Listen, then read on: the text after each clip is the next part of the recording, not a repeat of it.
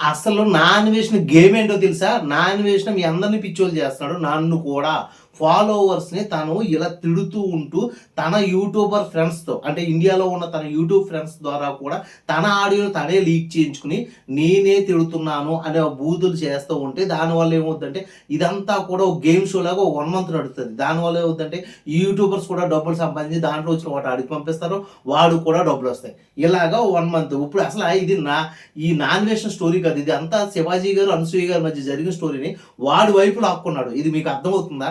వాడు లాక్కుని ఇప్పుడు వాడు 1 మంత్ గేమ్ ఆడతాడు. ఆ గేమ్‌లో వీళ్ళందరూ డబ్బులు ఇచ్చేస్తారు. ఓకే. వాడు ఒక 30, 40 లక్షలు సంపాదించుకుంటాడు. 1 మంత్ సైలెంట్ అయిపోతాడు. తర్వాత ఈ హిందూ రిలీజియన్స్‌లో గాని లేకపోతే ఇండియాలో ఉన్న రిలీజియస్ మతాల్లో ఎవరికైనా ఏదైనా ఆపదొచ్చినా, ప్రాబ్లమ్ వచ్చినా వాడు దానికి ఒక ఫండ్ రైజ్ చేసి ఆ ఫండ్ ఇచ్చి అందరికిని వాడు సడెన్‌గా హీరో అయిపోతాడు.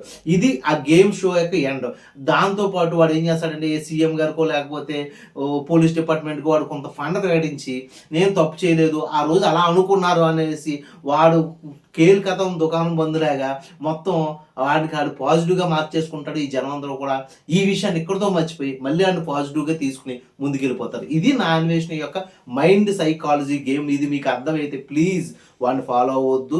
వాళ్ళలాంటి వాళ్ళని అస్సలు మీరు ఎంకరేజ్ చేయొద్దు. వాడికి యాంటీగా చేస్తున్నా లేకపోతే పాజిటివ్‌గా చేస్తున్న యూట్యూబర్స్‌ని అస్సలు మీరు కన్సిడర్ చేయొద్దని చెప్పడానికి ఈ వీడియో. ప్లీజ్ ఈ వీడియో కనుక మీకు నచ్చినట్లయితే please like, share and subscribe.